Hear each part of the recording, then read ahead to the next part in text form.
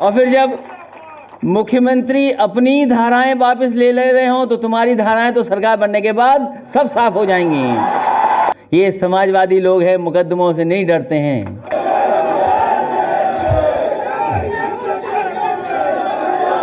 इस सभागार में बड़ी संख्या में नौजवान हैं। अभी कुछ दिन पहले मैं इसी सभागार में बैठा था, मंच पे हम लोग इसी तरह बैठे हुए थे और मैंने एक बात नौजवानों से पूछी। उस समय सभागार में जितने लोग थे उनसे पूछा,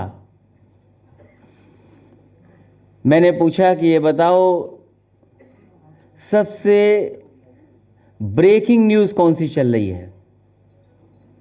सभागार में जितने लोग बैठे थे उस दिन उन्होंने कहा कि हमारी जो ब्रेकिंग न्यूज़ चल रही है, जो मुझे दिखाई दे रहा है मोबाइल पर, वो है चश्मा। और मंच पे जो हम लोग बैठे थे हमारे अलावा कोई नहीं जानता था। याद होगा। और इस बात को मैं प्रेस के सामने इसलिए कहूं, राजेंद्र चौधरी जी भी उस समय मौजूद थे हमारे साथ। तो ये नौजवान नए नौजवान हैं, ये चीज़ों को समझते हैं। आज के समय के हिसाब से जो चीज़ें चल रही हैं उनको पकड़ लेते हैं। मुझे उम्मीद है कि जिस तरीके से वो नौजवान मौर्य अपनी बात रख रहा था, जिस भावना से वो कह रहा था, जो बातें वो कह रहा था, यहाँ सभागार में जितने नौजवान बैठे हैं, मैं समझता हूँ उस मौर्य नौजवान से अपनी भावना को जोड़ते होंगे। वो नौजवान जो चुनाव लड़ना चाहता था, मुझे नहीं पता था कि उसकी मेडिकल की स्टोर की दुकान है और जिसकी सरकार है वही रोक रहा होगा। जो सरकार में बैठे हैं वही रोक रहे होंगे। उस नौजवान ने पूरी घटना नहीं बताई, दूसरे ने बनारस के जिस समय चुनाव हो रहा था और ये नामांकन करने के बाद अपने जुलूस को लेकर के जा रहे थे, भारतीय जनता पार्टी के लोगों ने इन्हीं नौजवानों को घेरा, इन्हीं नौजवानों को घेरा। पूरा वीडियो जानते हैं, वीडियो देखा होगा लोगों ने।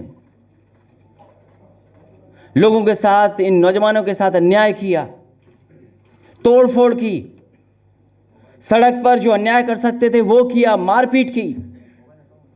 लेकिन मुझे खुशी है इस बात की कि नौजवानों ने कोई चीज अपने हाथ में नहीं ली। अगर कोई चीज करके दिखाया तो वो जीत कर लेकर के आए हैं। मैं उन नौजवानों को बधाई देता हूं। वो वीडियो अवेलेबल है, वो वीडियो अवेलेबल है। वहां के जो आईपीएस अधिकारी हैं, पुलिस कप्तान से मेरी बात हुई। मैंने कहा कि इन नौजवानों को घेर करके मारा है, इनकी गाड़ी तोड़ दी। बताओ किसी के खिलाफ कार्रवाई हुई हो तो बता दो आप। मैंने फोन किया, मैंने कहा कि ये जो वीडियो देख लो, वीडियो में सब कुछ दिखाई दे रहा है। किसने अन्याय किया है, किसने पुलिस के एक सब इंस्पेक्टर को पीटा, एसओ को पीटा, उन्हीं लोगों ने। बताओ बनारस के लोगों, वो एसओ पीटे गए थे कि नहीं पीटे गए थे?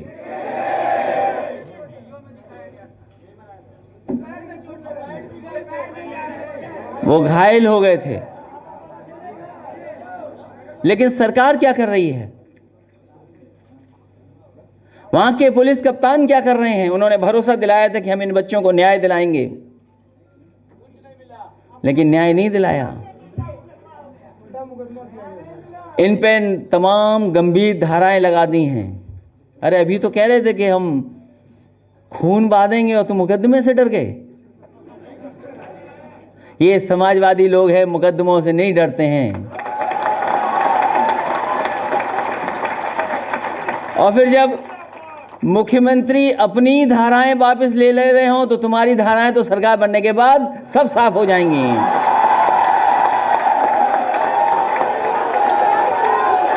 और आपका तो विशेष स्वागत होना चाहिए। आपका तो विशेष स्वागत इसलिए होना चाहिए जहां सबसे पुराने शहर से आप आए हैं, वो शहर वाराणसी, लेकिन मैं कहूंगा आप क्योटो से आए हैं। और मैं नौजवानों आपको कहना चाहता हूं, इन पदाधिकारियों को पासपोर्ट बनवा के रखना। जब समाजवादी सरकार बनेगी तो यही छात्र संघ के नौजवानों को मैं क्योटो दिखाने का काम करूंगा। कम से कम ये देखें तो सही कि क्योटो कौन सा शहर है, कौन सा सपना दिखाया गया था, कितना बड़ा सपना दिखाया, और सड़क पे कौन घूम रहा है बनारस में?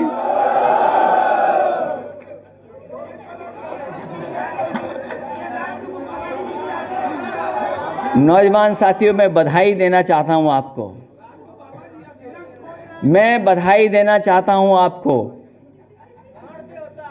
और आप क्योंकि नई पीढ़ी के लोग हैं, नई उम्र के लोग हैं, ज्यादा ऊर्जा है, इस ऊर्जा को बचा के रखना, क्योंकि सही समय पर ऊर्जा का इस्तेमाल होना चाहिए।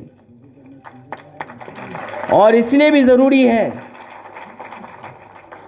क्योंकि समाज को भी आप दिशा दिखा सकते हो, और देश की राजनीति को जब कभी भी जरूरत पड़ी होगी, इन नौजवानों ने अपनी भूमिका निभाई है। इस देश को दिशा देने के लिए, समाज को दिशा देने के लिए, और राजनीति को नई दिशा देने के लिए आपकी जरूरत पड़ेगी। मैं आप सबसे निवेदन कर रहा हूं कि जब संघर्ष का रास्ता अपनाया आपने समाजवादियों के साथ, तो समाजवादी लोग कैसा देश या समाज बनाना चाहते हैं? हम लोग समाज को जोड़ना चाहते हैं, और जिनसे आपका मुकाबला है वो समाज को तोड़ना चाहते हैं।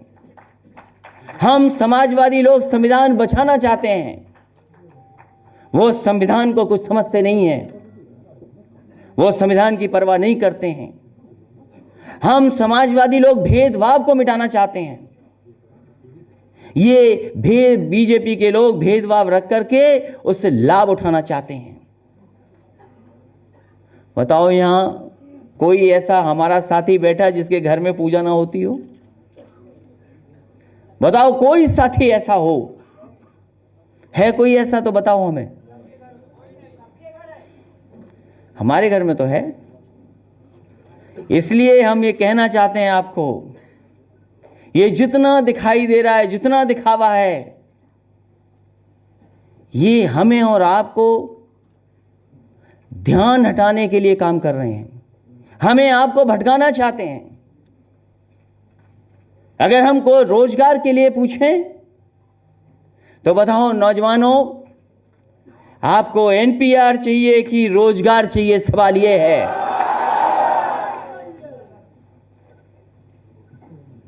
बताओ, हम तो हैं यहां के नागरिक, हम सब नागरिक हैं यहां के। कोई भारतीय जनता पार्टी का नहीं तय कर सकता कि हम नागरिक हैं कि नहीं हैं। और अगर जरूरत पड़ी तो हमारे पुराने लोगों ने हमें सिखाया है। राष्ट्रपिता महात्मा गांधी जब अफ्रीका में थे, उन्होंने जो पहला आंदोलन किया था, कुछ कार्ड उठा करके जला दिए थे उन्होंने। जरूरत पड़ी तो ना हम फॉर्म भरेंगे, हमसे फॉर्म कैसे भरवा लोगे? अगर जरूरत पड़ी तो पहला मैं हूंगा जो कोई फॉर्म नहीं भरेगा। अगर आप साथ दोगे कि नहीं दोगे, सवाल यह है।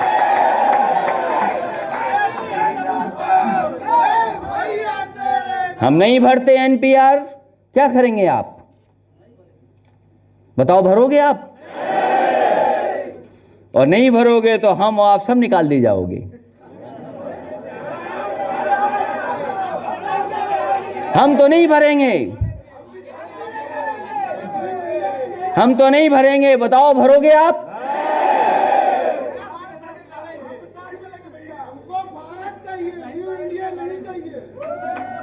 इसलिए जितने भी भारत के लोग हैं, पहले भारत बचाओ और इन लोगों से बचाओ जो संविधान की धज्जियां उड़ा रहे हैं, क्योंकि इनके पास नौकरी नहीं है। आप बात समझे नहीं, आप चीज को नहीं समझ पाए। यह अन्याय इसलिए हो रहा है क्योंकि इस प्रदेश के मुख्यमंत्री अपनी कुर्सी बचाना चाहते हैं। यह जो अन्याय दिखाई दे रहा है, जो लोग मारे गए हैं पुलिस की गोली से, उसका अगर कोई जिम्मेदार है तो भारतीय जनता पार्टी की सरकार और मुख्यमंत्री खुद जिम्मेदार हैं। और ये बात समझो, इसलिए जिम्मेदार हैं क्योंकि वो जानते हैं कि 200 विधायक उनके खिलाफ सदन में बैठ गए थे। बताओ 200 विधायक बैठे थे कि नहीं बैठे थे? और कभी विधायकों का मन टटोलना, 300 से ज्यादा विधायक उनसे नाराज हैं। ये अपनी कुर्सी बचाने के लिए अन्याय कर रहे हैं। वो जानते हैं कि अगले 6 महीना कोई कुछ नहीं पूछेगा, और अगर 6 महीना नहीं पूछेगा कोई तो ऐसी हट करके बैठ जाएंगे वो कि अगले 1.5 साल कोई नहीं हटा पाएगा। ये जो अन्याय हुआ है, भारतीय जनता पार्टी के मुख्यमंत्री अपनी कुर्सी बचाने के लिए अन्याय कर रहे हैं। मैंने उस दिन भी कहा और आज भी कहता हूं, क्या ऐसा देश है हमारा? अगर हम पोस्टमार्टम रिपोर्ट मांगना चाहें तो पोस्टमार्टम रिपोर्ट नहीं मिलेगी।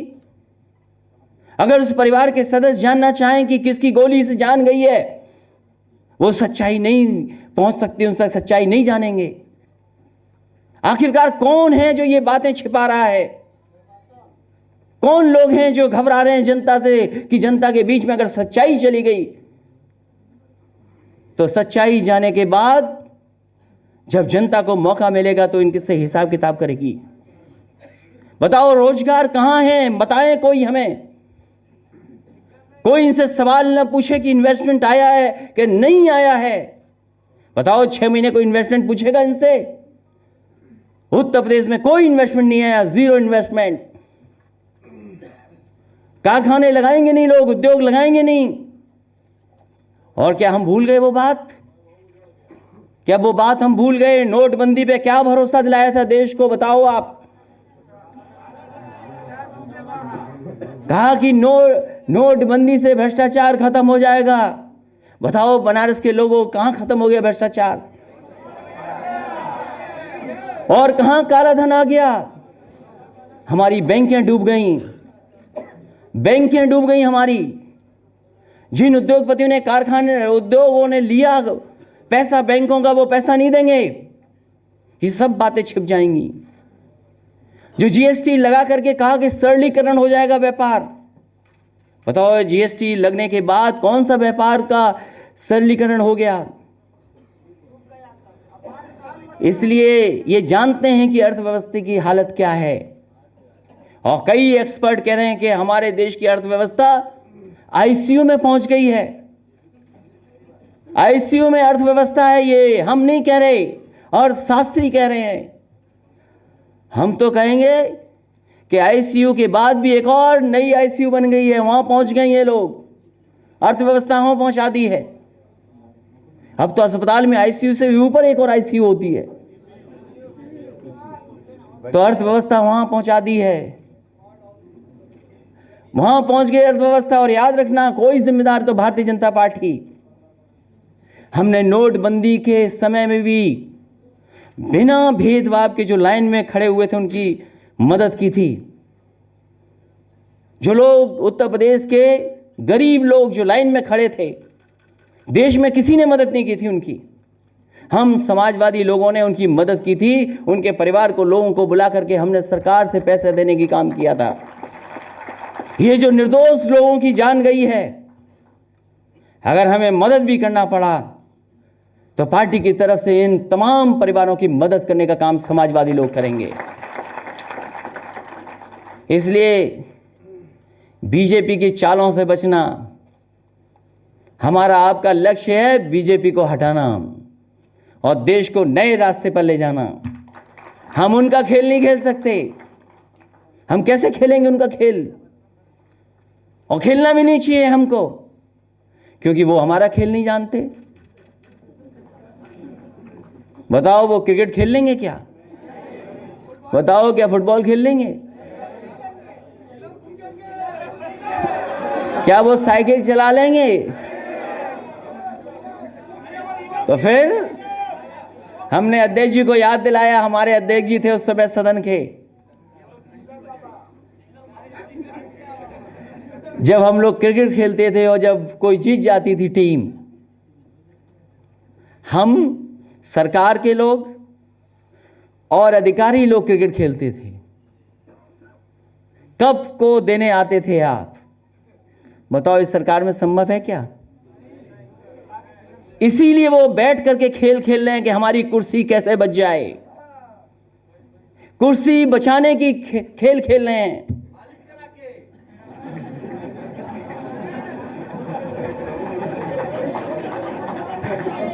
ए बनारस के लोगों, तुम्हारे यहां दूसरी चीज भी चलती है। क्या चलता है वो? कभी कभी ठंडाई में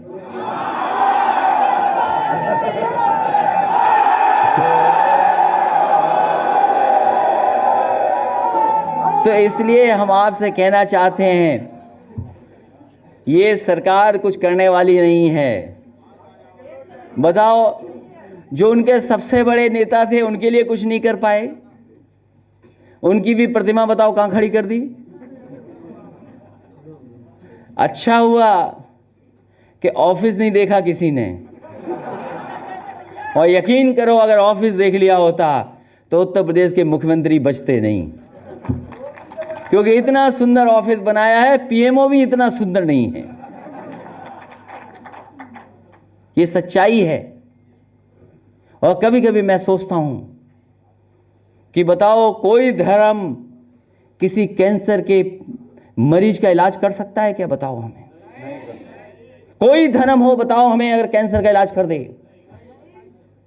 आज हमारे प्रदेश में सबसे ज्यादा कैंसर, हार्ट और ये बीमारियां हैं, लोगों को दवाई नहीं मिल रही है। हमें डॉक्टर आए बीएचयू के कह के गए कि जितना कुछ पहले होता था आज वहां भी नहीं है अस्पताल में इलाज, कोई दवाई का इंतजाम नहीं कहीं पर, और आपकी सरकारी व्यवस्था सब चौपट हो गई। बताओ कोई व्यवस्था चल रही हो इलाज की, गरीब को कहीं इलाज मिल रहा हो? और फिर बैंकों में ऐसी चोरी हुई है, डकैती, कि आज तक चोर नहीं पकड़े गए। बताओ बैंकों की डकैती वाले चोर पकड़े गए कोई? अरे वो तो कागज से पैसा निकाल ले गए, वो तो नहीं पकड़े जाएंगे। जो एटीएम तक छीन ले गए वो तक नहीं पकड़े गए। बताओ एटीएम वाले पकड़े गए क्या? एटीएम तक उठा ले गए लोग। तो सरकार आखिरकार कर क्या रही है?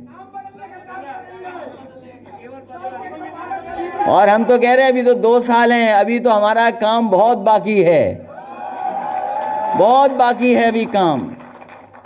इसलिए अगर आप चाहते हो प्रदेश में अच्छे एक्सप्रेसवे बने, अच्छी सड़कें बने, अच्छे अस्पताल बने, अच्छे स्टेडियम बने, और बच्चों को कम से कम लैपटॉप मिले, ये बनारस के लोग और जितने नौजवान यहाँ बैठे हैं, बताओ हमारी सरकार के दिए हुए लैपटॉप चल रहे हैं कि नहीं चल रहे हैं? और आज भी नेताजी और हमारी तस्वीर नहीं हटी होगी उसमें। तो आपका लैपटॉप अभी भी चल रहा है, और बीजेपी का शौचालय चल रहा है कि नहीं चल रहा है? बताओ आप शौचालय चाहते हो कि लैपटॉप चाहते तय आपको करना है? वो शौचालय की तरफ ले जा रहे हैं। बताओ, और हम आपको लैपटॉप देके कहीं और ले जा रहे हैं। तो सोचो क्या फर्क है। ये छिप जाते हैं कभी कभी कुछ चीजों के पीछे। ये जो जेब में पुड़िया लेकर के घूमते हैं उससे बचाना, ये जो पुड़िया है उससे बचाना।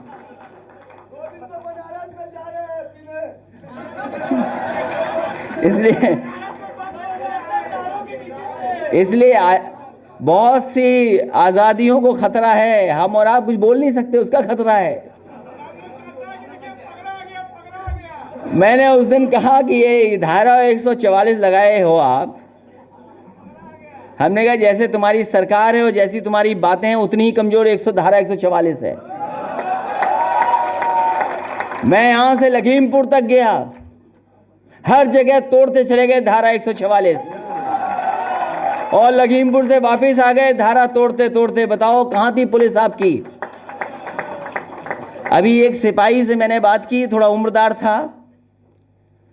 मैंने कहा ये बताओ, वो तो तुम्हारी जन्म की सर्टिफिकेट के बारे में मैं नहीं जानना चाहता, तुमने तो अपना जन्म का सर्टिफिकेट जुगाड़ कर करके बनवा लिया होगा, लेकिन ये बताओ अगर तुम्हारे माँ बाप का बर्थ सर्टिफिकेट और बर्थ प्लेस पूछेंगे तब क्या जवाब दोगे? तो ये जो लाठी चला रहे हैं, इन्हें भी नहीं पता कि क्या खतरा इनके साथ होने वाला है।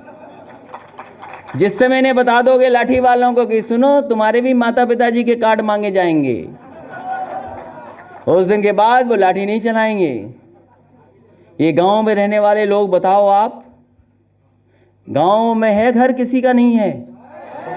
सबका घर है। बताओ बनारस में घर होगा उसकी तो रजिस्ट्री होगी, लेकिन गांव में जो घर है उसके कागज कहाँ है? बताओ तुम, है कागज कहीं के नहीं है? बताओ। ये तो पत्रकार साथी कह रहे हैं इन पे भी कागज नहीं है। इसलिए अपना ध्यान मत हटाइए, फॉर्म ही नहीं भरेंगे तो कैसे निकाल लोगे हमें आप? और फिर अगर ये बात है कि आपने आरक्षण खत्म करने का काम किया और कहा कि क्योंकि एंग्लो इंडियन इतने हैं देश में, आबादी में, आपने एंग्लो इंडियन का जो रिजर्वेशन होता वो खत्म कर दिया, तो बताओ हमें और आपको कब गिनोगे? पहले कांग्रेस ने नहीं गिना, अब ये नहीं गिनना चाहते, हम गिनवाना चाहते हैं कि हमें गिन लो कि हम कितने हैं समाज में। बताओ हमारे नौजवान मौर्य जी, गिनवाना चाहते हो समाज में कितने हो कि नहीं गिनवाना चाहते हो? क्योंकि आप तो यादव से ज्यादा हो ना कि नहीं हो? यादव से ज्यादा। अरे देखो हमारा मौर्य साथी कह रहा हम यादव से ज्यादा है गिनती, तो क्यों नहीं गिन रहे हो आप?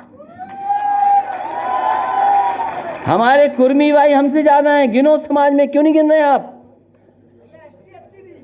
हाँ उनको तो जरूर गिनना है, ऐसी ऐसी हमारे ये बैठे इंजीनियर सरोज जी, हम तो कह रहे हैं कि हम सबको गिन लो।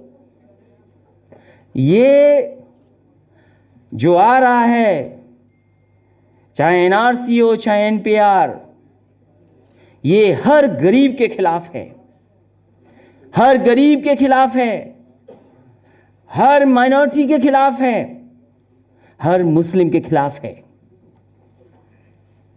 इसलिए जो जमीन पे नहीं दिखा पाए, जो क्यूटो नहीं बना पाए, जो गंगा नहीं साफ कर पाए, वैसे हमें लगता है गंगा मैया में कुछ तो है ताकत, कुछ तो है गंगा मैया में। देखो जो गंगा मैया को धोखा देगा वो बचेगा नहीं। वो आपने देखा कि नहीं देखा? बताओ।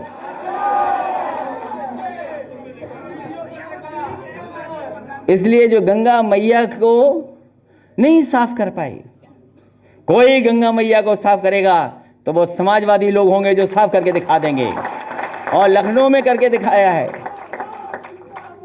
ये 900 मीटर जुड़ जाती तो देश की पहली नदी होती जो शहरों में साफ सुथरी बहती।